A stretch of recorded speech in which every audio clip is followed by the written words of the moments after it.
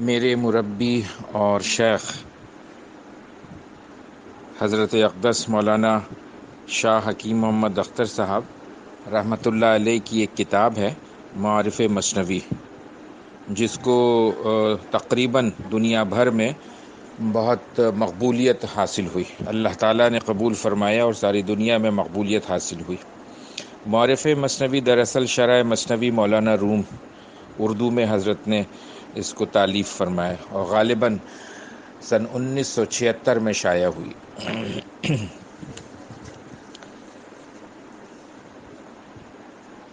مثنوی کے معارف مثنوی کے حصہ اول میں سے ذکر حضرت جعفر طیار رضی اللہ تعالی عنہ کا ایک واقعہ یہاں پہ حضرت نے تحریر فرمایا ہے، اور مولانا رومی نے اپنی مثنوی میں اس کو لکھ کر اور پھر اس میں انہوں نے اس کا فائدہ اور سبق تحریر فرمایا۔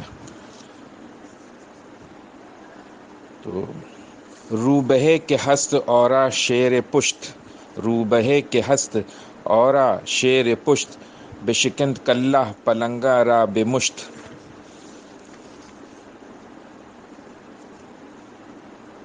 روبہ کے معنی لومڑی کے ہیں، اور پلنگا جو ہے وہ پلنگ کی جمع ہے، جس کا مطلب چیتا۔ ایک پلنگ جو ہے وہ بیڈ اور مسہری اور چارپائی کو کہتے ہیں، منجی کو کہتے ہیں، اور ایک پلنگ جو ہے وہ چیتا ہے اس کا مطلب۔ تو رومی رحمۃ اللہ علیہ نے فرمایا روبہے کے ہست اور اشیر پشت، بشکند کلہ پلنگر بامشت۔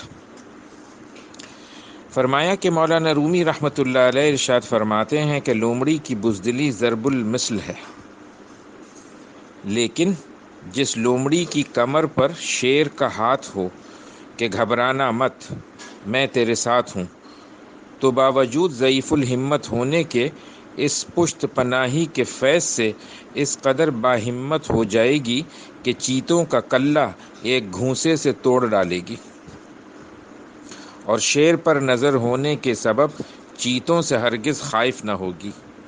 یہی حال حق تعالیٰ کے خاص بندوں کا ہوتا ہے کہ وہ باوجود خستہ حال، شکستہ تن، فاقہ زدہ، زرد چہروں کے باطل کی اکثریت سے خائف نہیں ہوتے، یعنی عقلاً، ورنہ طبعی خوف کاملین کو بھی ہوتا ہے جو منافی کمال نہیں ہے۔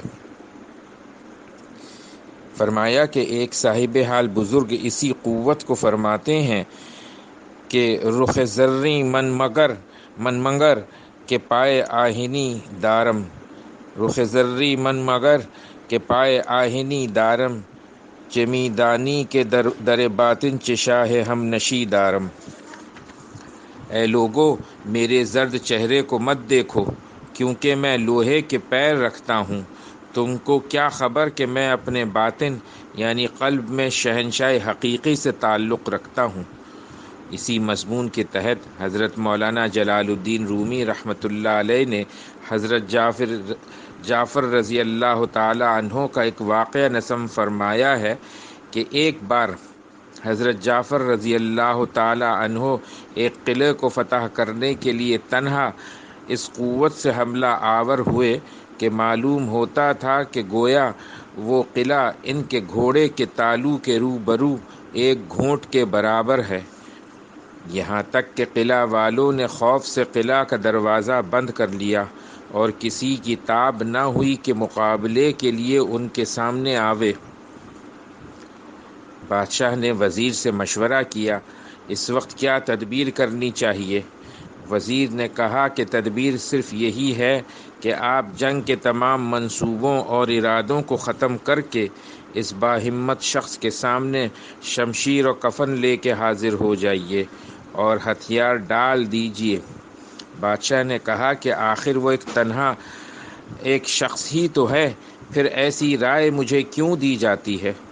وزیر نے کہا آپ اس شخص کی تنہائی کو بے وقتی کی نگاہ سے نہ دیکھیے، ذرا آنکھیں کھولیے اور قلعہ کو دیکھیے کہ سیماب یعنی پارا کی طرح لرزاں ہے، اور اہل قلعہ کو دیکھیے کہ بھیڑوں کی طرح گردنیں نیچے کیے کیسے سہمے ہوئے ہیں۔ یہ شخص اگرچہ تنہا ہے لیکن اس کے سینے میں جو دل ہے وہ عام انسانوں جیسا نہیں ہے۔ اس کی عالی ہمتی دیکھیے کہ اتنی بڑی مسلح اکثریت کے سامنے تنہا شمشیر برہنہ لیے کس ثابت قدمی اور فاتحانہ انداز سے اعلان جنگ کر رہا ہے۔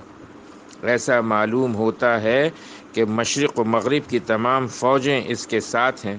وہ تنہا بمنزلہ لاکھوں انسانوں کے ہے۔ کیا آپ نہیں دیکھتے کہ قلعہ سے جو سپاہی بھی اس کے مقابلے کے لیے بھیجا جاتا ہے وہ اس کے گھوڑے کی ٹاپ کے نیچے پڑا نظر آتا ہے؟ جب میں نے ایسی عظیم الشان انفرادیت دیکھ لی تو پھر اے بادشاہ آپ کی اس اکثریت سے کچھ بھی نہ بن پڑے گا۔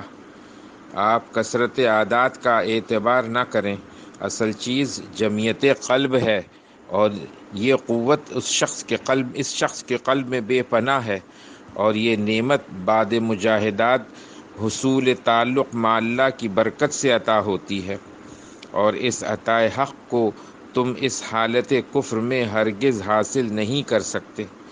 لہٰذا فی الحال تمہارے لیے اس کے سوا کوئی چارہ نہیں کہ اس جاں باز مرد مومن کے سامنے ہتھیار ڈال دو اور قلعہ کا دروازہ کھول دو، کیونکہ یہ اکثریت بالکل بیکار ہے۔ آگے مولانا روم رحمۃ اللہ علیہ بعض اقلیت کے سامنے اکثریت کے تعطل اور ضعف کو چند مثالوں سے سمجھاتے ہیں۔ مثال نمبر 1، بے شمار ستارے روشن ہوتے ہیں لیکن ایک خورشید عالم تاب کا ظہور یعنی طلوع سب کو ماند کل عدم کر دیتا ہے۔ مثال نمبر 2، اگرچہ ہزاروں چوہے اپنے بلوں سے کسی لاغر و نہایت درجہ بیمار بلی پر یک بیک حملہ کر بیٹھیں تو بتقاضۂ عقل ان کو فتح ہونی چاہیے۔ ایک دو چوہے اس کی گردن پکڑ لیں، دو ایک اس کی آنکھیں نکال لیں، دو ایک اس کے کان اپنے دانتوں سے چیر ڈالیں، اور دو ایک اس کے پہلو میں سوراخ کر کے اندر گھس جائیں اور اندرون جسم کے تمام اعضاء کو چبا ڈالیں، لیکن مشاہدہ اس کے خلاف ہے۔ ایک دفعہ جہاں اس لاغر و نحیف بلی نے میاؤں کیا، ان ہزار چوہوں کی اکثریت غلبہ ہیبت اور خوف سے یک بیک مفرور ہو جاتی ہے۔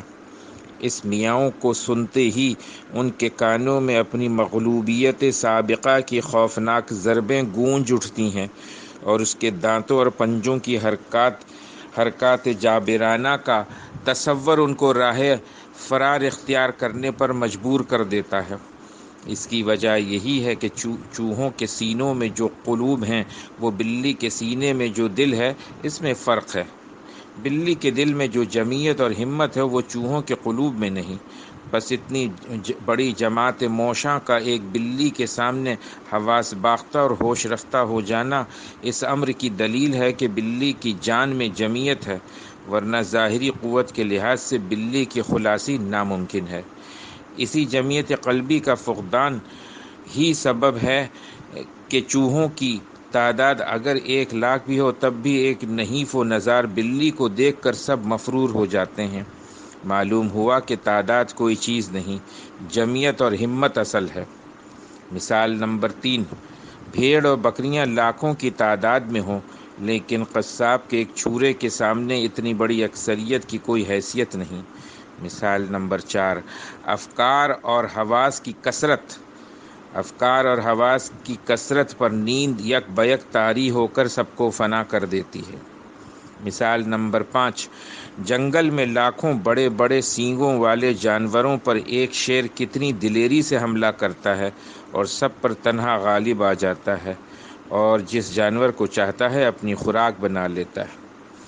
بس حق تعالیٰ مالک الملک ہیں اور ایسی جمعیت و ہمت وہی عطا فرماتے ہیں۔